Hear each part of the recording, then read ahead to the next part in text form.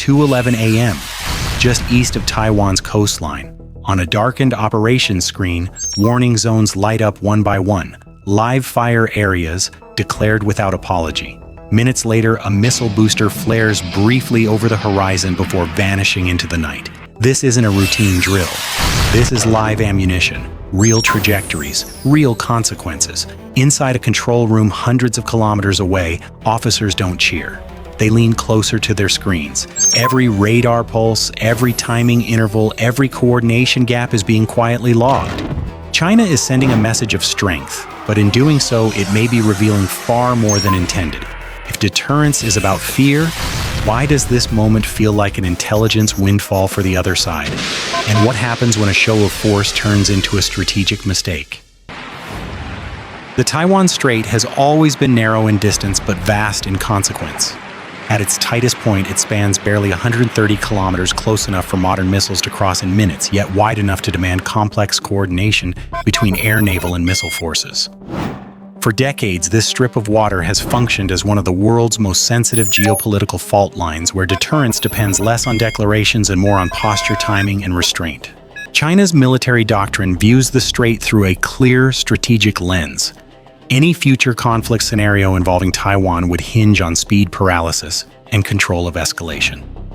Live fire drills are designed to signal exactly that readiness to impose costs quickly and decisively. By launching real munitions and declaring exclusion zones, Beijing demonstrates not just intent but confidence in its command and control architecture and joint force integration. Yet this confidence exists alongside a persistent dilemma. Deterrence requires visibility, but visibility carries risk. Every system activated during a live fire exercise, every handoff between radar command node and firing unit creates a pattern, and patterns once observed can be studied. From Taiwan's perspective, these drills are not isolated events. They are part of an accelerating cycle that began intensifying in the early 2020s, larger formations, shorter warning times, and increasing realism. The goal is psychological pressure, forcing Taiwan's defense establishment to remain on constant alert, straining personnel and resources. But pressure cuts both ways. Constant alert also sharpens institutional reflexes. Regionally, the implications extend beyond the island itself. Japan watches the northern approaches with unease, mindful that missile splash zones and air corridors increasingly brush uncomfortably close to its southwestern islands. The United States, while careful not to escalate rhetorically, treats each drill as a data point, another opportunity to assess how a peer military operates under near operational conditions. This is the strategic paradox at the heart of the exercise. To deter, China must show capability. To show capability, it must operate systems in the open. And once those systems are operating, they are no longer just instruments of power, they become sources of information. So the question shifts. In attempting to demonstrate control over escalation, did Beijing inadvertently invite a deeper understanding of how it would fight if escalation ever slipped out of control? Long before the first live round left its launcher, the real contest had already begun, and it was almost completely silent. From China's side, preparation followed a tightly controlled sequence. Maritime exclusion zones were issued. Airspace advisories followed. Missile units moved into pre-surveyed positions, their timelines synchronized down to the minute. Radar systems were brought online in layers, early warning first, then fire control, each activation deliberate, each one logged. In doctrine, this phase is about discipline, proving that command and control can function smoothly under operational stress. But every system switched on also emits something harder to hide behavior. Across the strait, Taiwanese defense centers shifted into heightened readiness. This was not panic. It was routine practice countless times. Operators tracked radar emissions, measured intervals between sensor activations, and watched how quickly command decisions propagated through the network. These were not guesses, they were timestamps. Above the region, intelligence platforms, some visible, some not, quietly filled in the picture. Satellites captured launch preparations and postures. Signals intelligence units listened for changes in communication patterns. The objective was not to stop the drill, it was to understand it. A junior radar technician on a night shift might not see the strategic picture, but he feels it. Coffee cups go untouched. Conversations stop mid-sentence when a new signal appears. A supervisor quietly notes that a radar stayed active 3 seconds longer than last time. 3 seconds can mean hesitation or redundancy. Both matter. This is the hidden cost of realism. A live-fire exercise compresses decision-making into real-time, and real-time reveals habits, how fast commanders authorize actions, how systems recover from simulated disruption, whether units default to centralized control or local initiative when pressure rises. In military analysis, this phase is often more valuable than the launch itself. Missiles land and explode. Data, however, accumulates. By the time the exercise reached its most visible stage, both sides already knew more than they had before it began. One side intended to demonstrate readiness, the other was quietly mapping the anatomy of that readiness. And once that map exists, it doesn't disappear when the exercise ends. At 0540 local time, the exercise moved from preparation to action. Naval units adjusted course to establish the firing box. Airspace controllers cleared corridors with clipped, precise instructions. Onshore missile crews completed final checks, their timelines now locked. This was the moment designed for headlines, the visible proof of capability. From the PLA command perspective, the drill was about orchestration. Multiple domains had to move in sequence: maritime exclusion, first air patrols overhead, then missile activity synchronized to simulate a broader operational scenario. No single launch mattered as much as the rhythm. Smooth execution was the message. The first live round ignited with a brief flash, the booster's glow reflecting off low cloud cover before disappearing downrange. Seconds later, another system came online, its radar sweep distinct, its frequency shift measurable. To the public, it looked like power. To trained observers, it looked like structure. Inside Taiwanese monitoring centers, the tempo changed immediately. Screens filled with overlapping tracks, aircraft on the periphery, surface vessels holding station missile telemetry arcs traced in real time. Analysts weren't asking where the missiles would land. That had already been declared. They were asking how the sequence unfolded. The timing between radar activation and launch authorization.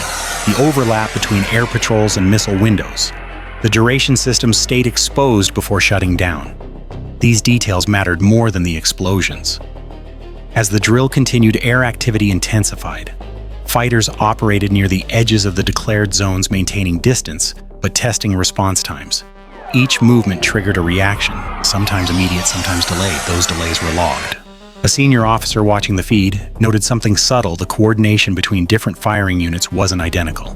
One battery completed its cycle faster than another. That difference suggested variations in crew training or command delegation. Small discrepancies like this don't decide a war, but they shape planning assumptions. From the PLA's point of view, the exercise remained under control. No unexpected incursions, no public missteps. Missiles flew, targets were simulated, and the operation concluded without incident. On paper, it was a success. But drills don't exist in a vacuum. Across the region, additional eyes were watching. Maritime patrol aircraft remained just outside engagement envelopes. Sensors recorded how quickly Chinese units reacted to nearby activity and how often command nodes intervened. Each reaction added another layer to an emerging profile. This is where the narrative shifts.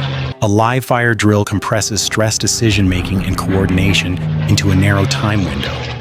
Under that pressure, militaries reveal how they actually function, not how doctrine says they should.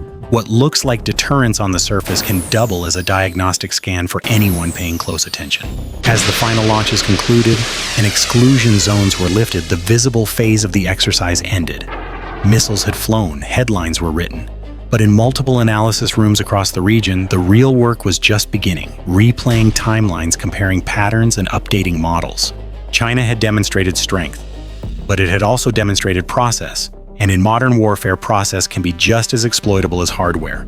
The most important reactions did not involve missiles. As the live-fire phase unfolded, Taiwan's response followed a carefully calibrated script, firm enough to signal readiness, restrained enough to avoid escalation. Fighters were scrambled in pairs, not to challenge the exercise zones directly, but to occupy key airspace corridors. Ground-based air defense units shifted to higher alert states, their radars rotating through predefined modes designed for observation rather than engagement. This was not about stopping the drill, it was about measuring it. Each scramble tested response time, each radar mode change checked how Chinese systems reacted, whether they tracked, ignored, or adjusted. When Chinese aircraft altered altitude or spacing, Taiwanese operators noted the delay between detection and response. Seconds were logged. Patterns emerged. Further north, regional partners quietly raised readiness levels. Maritime patrol aircraft extended their orbits. Intelligence sharing channels warmed up. Nothing was announced publicly, but coordination tightened. In modern deterrence, silence often carries more weight than statements. From a defensive standpoint, the objective was simple: remain predictable enough to avoid accidents, unpredictable enough to deny the other side's certainty. By staying just inside legal and operational boundaries, Taiwan reduced the risk of miscalculation while still forcing the PLA to react. And reaction again meant exposure. Every adjustment made by Chinese units, course corrections, radar retasking, command acknowledgements, added resolution to the growing intelligence picture. The defensive side wasn't burning fuel or ammunition unnecessarily, it was burning uncertainty. By the time the drill concluded, Taiwan and its partners had not won anything in a visible sense. No territory changed hands, no aircraft crossed red lines.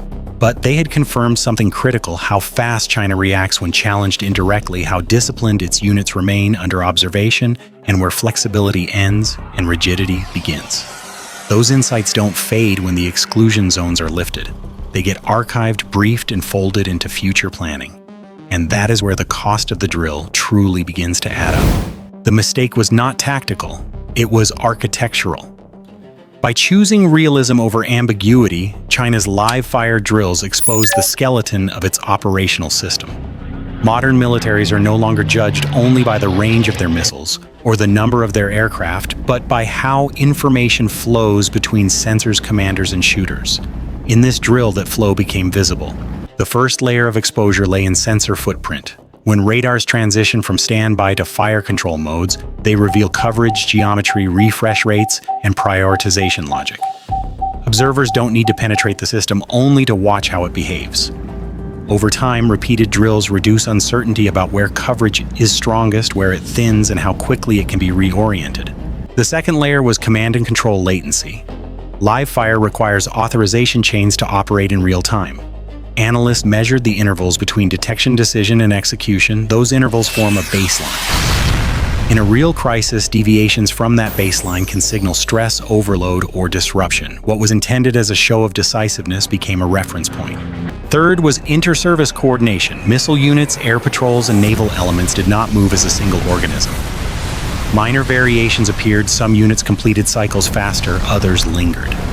These discrepancies hint at where authority is centralized and where local initiative is limited.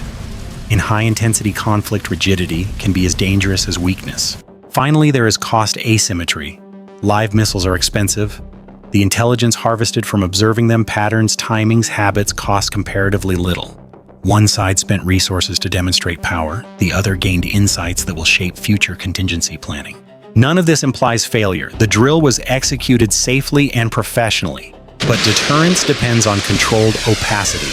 When too much is revealed, strength becomes predictable, and predictability is exploitable. In trying to signal readiness and control, Beijing may have unintentionally reduced the uncertainty that protects it. That is the paradox at the heart of the exercise. The missiles landed where intended, but the data landed everywhere else. The immediate aftermath of the drills was deceptively quiet. Shipping lanes reopened, airspace restrictions were lifted, official statements emphasized stability and routine. But beneath that calm surface, the strategic environment had subtly shifted. In the short term, the exercise accelerated readiness across the region. Taiwan adjusted alert cycles and refined response protocols based on what it had observed. Japan quietly increased attention to its southwestern approaches, where missile trajectories and air activity had brushed uncomfortably close to sensitive areas. The United States, while avoiding public escalation, folded new data into its contingency models for the Indo-Pacific. None of these responses were dramatic, but together they raised the baseline level of preparedness. And a higher baseline means less room for error. Over the medium term, the drills contributed to a feedback loop. Each large-scale exercise now invites more intensive monitoring. Each monitoring effort pushes planners to design even more complex demonstrations to avoid predictability. Complexity, however, increases the risk of miscalculation. The ladder of escalation grows steeper with every rung added. Longer-term consequences are harder to quantify but potentially more serious. As patterns become clearer, assumptions harden. Commanders begin to plan not for uncertainty but for expected behavior. In a crisis, acting against those expectations intentionally or not can trigger rapid escalation. This is the paradox deterrence faces in the Taiwan Strait.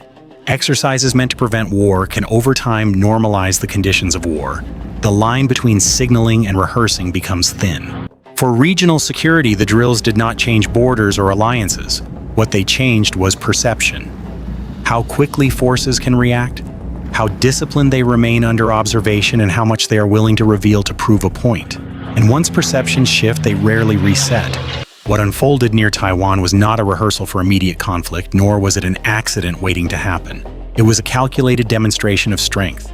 But strength, when displayed too clearly, can become a liability. China's live-fire drills succeeded in their narrow objectives.